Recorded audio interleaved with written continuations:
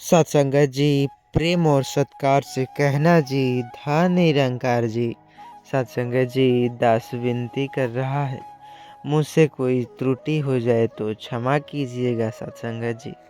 सत्संगत जी, आज हम जानेंगे बहुत ही अच्छे विचार, जो कि कहते हैं धनिया का महत्व हमारे जीवन में कई तरह से होता है। साथ ही नए साल के दिन हम धनिया को क्या करते हैं जिससे हमारे घर धन की प्राप्ति होती है। आइए जानते हैं। इस वीडियो में बहुत ही अच्छे अच्छे विचार देखने को सुनने को मिलेगा। अंत तक इस वीडियो में बने रहिएगा।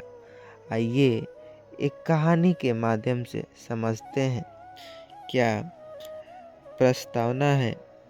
सन 2025 में उनका शुरुआत तो अब होने ही वाला है। भारत के एक गांव में जो कि रहने वाला किसान जो कि राम प्रसाद को सतगुरु निरंकारी बाबा की शिक्षाओं ने प्रेरित किया।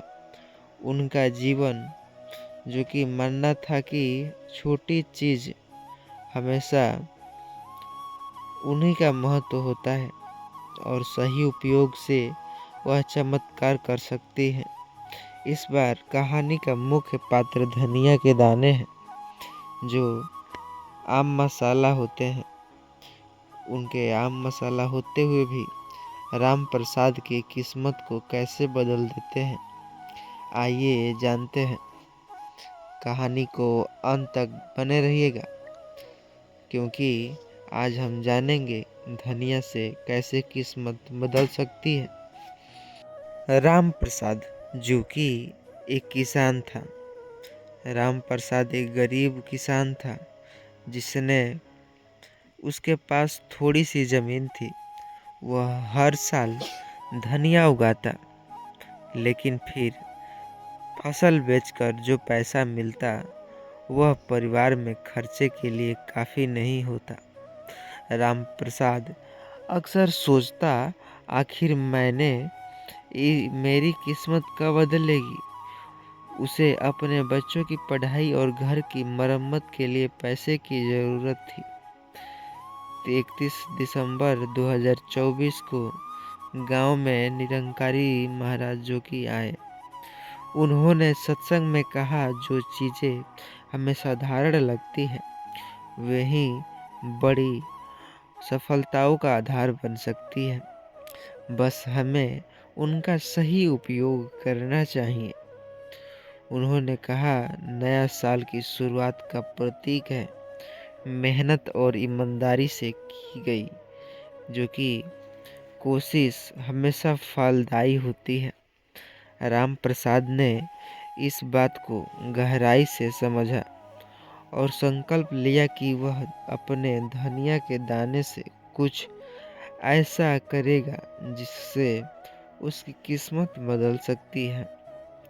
राम प्रसाद ने अपने उपज को बाजार में बेचने की बजाय कुछ नया जो कि नया करने का निर्णय लिया। उसने अपने धनिया के दोनों को सुखाकर पीसकर शुद्ध धनिया पाउडर तैयार किया। सिर्फ धनिया मसाला बेचना काफ़ी नहीं था। उसने सतगुरु के प्रवचन को याद करते हुए कहा कि इस विशेष पहचान देना जरूरी है, क्योंकि अपने मसाले जैसे नाम धनिया में आता है।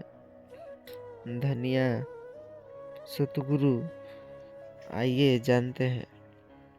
क्योंकि धनिया मात्र एक कहने से लगता है, लेकिन उसका फलदायी क्या है, आइए जानते हैं। राम प्रसाद ने अपने मसाले को पैक करके छोटे छोटे पाउचर तैयार करके हर पैकेट पर सतगुरु महाराज का प्रेरणादायक संदेश लिखा।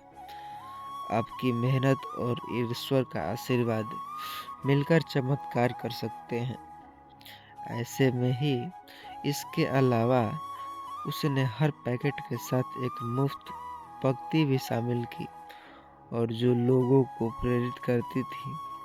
रामलाल, जो कि अपने मसाले को गांव में आसपास के बाजारों में बेचना शुरू किया।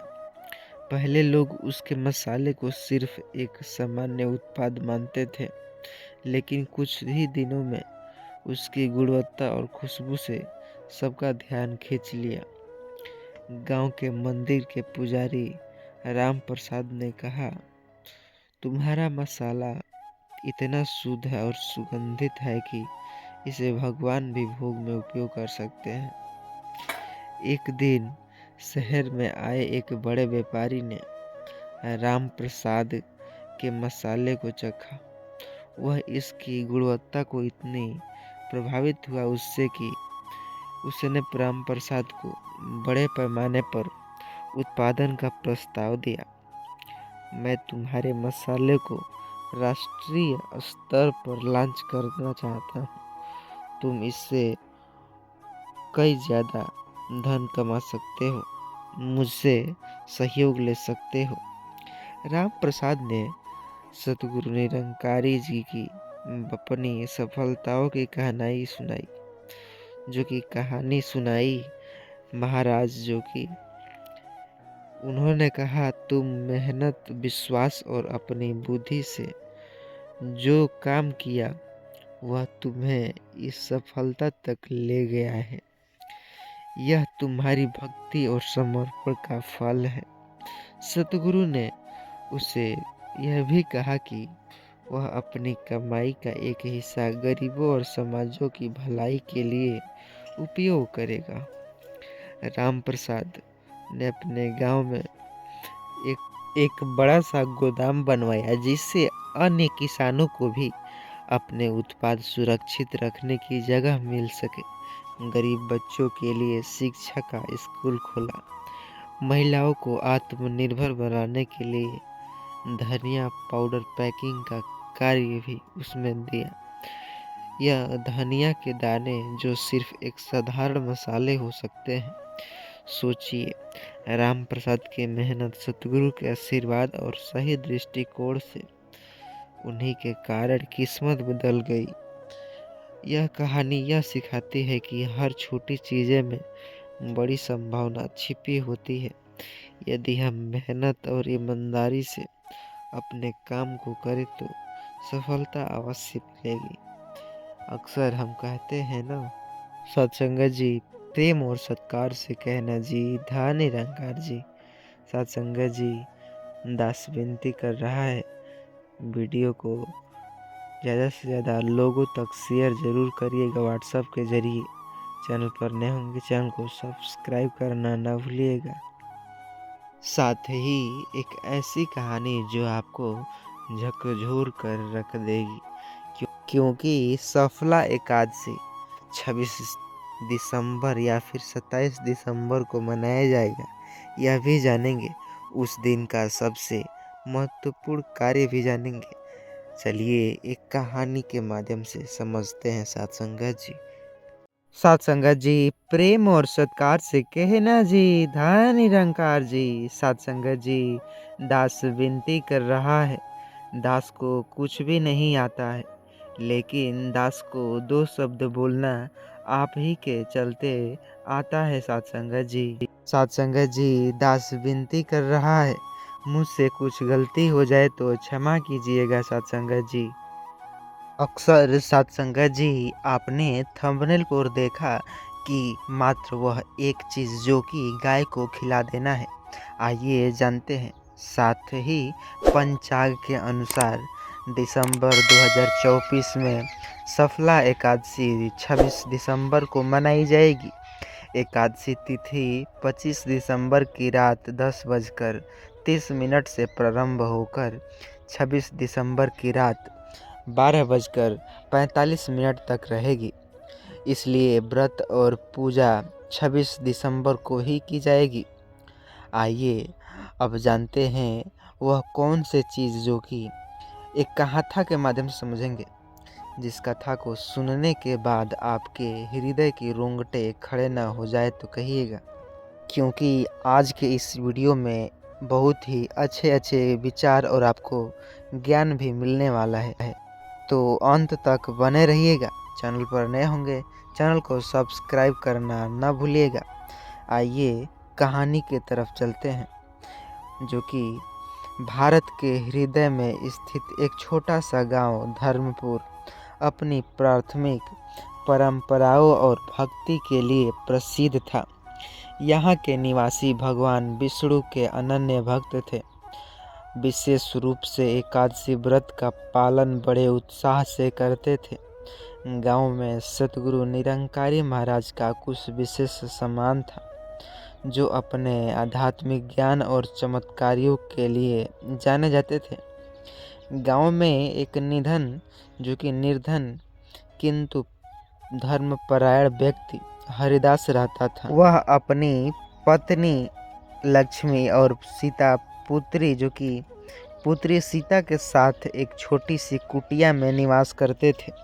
हरिदास की आय का स्रोत उसकी एकमात्र गाय कामधेनु थी, जिससे वह दूध बेचकर अपने परिवारों का पालन पोषण किया करता था।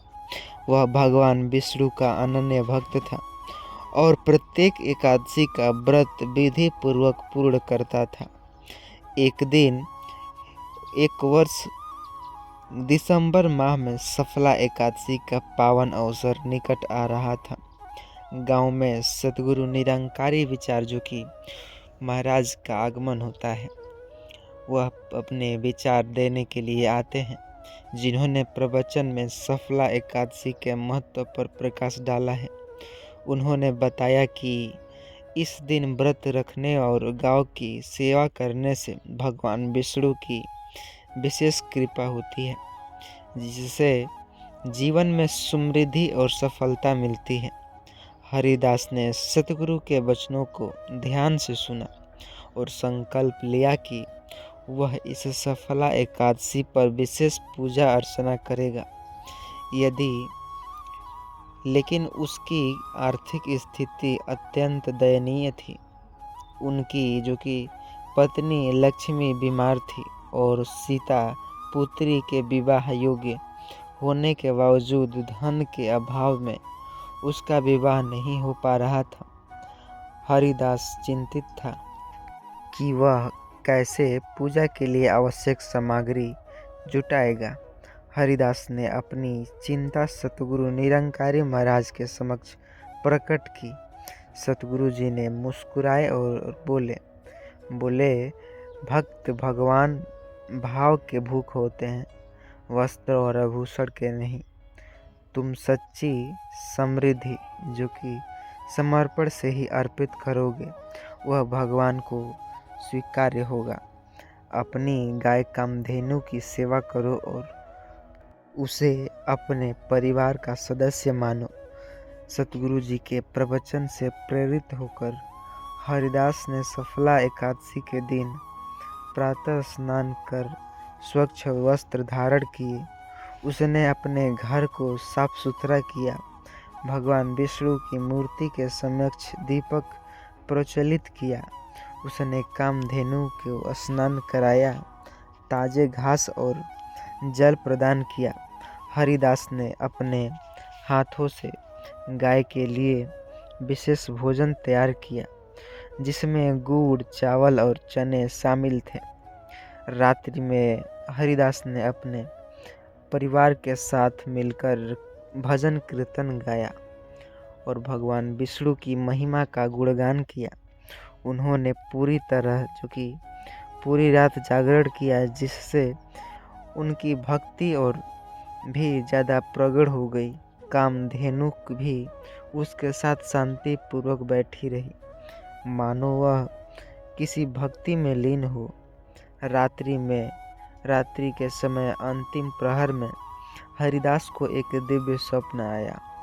स्वप्न में भगवान विष्णु प्रकट हुए और बोले, हरिदास, तुम्हारी सच्ची भक्ति और समर्पण से मैं प्रसन्न हूँ। तुमने अपनी सीमित साधनों से, जो कि उनके बावजूद जो श्रद्धा और प्रेम से मेरी पूजा की है, उससे मैं अत्यंत संतुष्ट हूँ। तुम्हारी सभी मनोकामना पूर्ण होगी। प्रातःकाल हरिदास ने अपने द्वार पर एक उज्जवल प्रकाश देखा। जब उसने बाहर जाकर देखा तो वहाँ एक सुंदर रथ खड़ा था, जिसमें स्वर्ण और रत्न जड़े हुए थे। रथ के साथ ही एक दिव्य पुरुष उपस्थित थे, जिन्होंने हरिदास को बताया कि भगवान विष्णु ने उनकी भक्ति से प्रसन्न होकर उनके लिए प्रसन्न होकर रथ और धन धान में भेजा है, जिससे उसकी सभी आर्थिक समस्या दूर हो जाए। हरिदास की समृद्धि को देखकर गांव के लोग आश्चर्यचकित रहे। यह सुनकर उन्होंने सतगुरु निरंकारी महाराज के पास पहुँचे, इस चमत्कार के बारे में पूछे। सतगुरु जी से समझाया कि यह भगवान की कृपा से सच्ची भक्ति और समर्पण से प्राप्त होता है। सत्संगत जी, ईश्वर एक ही है। हम अपने से मानते हैं कि ईश्वर अलग अलग है।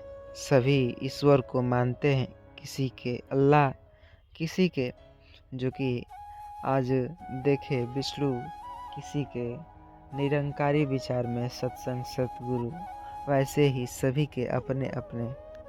लेकिन निरंकारी सतगुरु मिशन एक ऐसा मिशन है जिससे हम एकजुट होकर, चाहे वह धनी हो, अमीर हो, चाहे गरीब हो, एक साथ मिलकर के सुमिरन प्रार्थना कर सकते हैं। किसी में भेदभाव नहीं है। यह एक धर्म जोड़ने का कार्य है, यह तोड़ने का धर्म नहीं है। निरंकारी विचार तो सभी को सुनने को नहीं मिलते, लेकिन जो सुनते हैं वह धन्य हो जाते हैं। अंत तक देखने के लिए बहुत बहुत धन्यवाद। और इस चैनल पर नए होंगे, चैनल को सब्सक्राइब करना ना भूलिएगा सत्संगत जी। साथ ही इस वीडियो को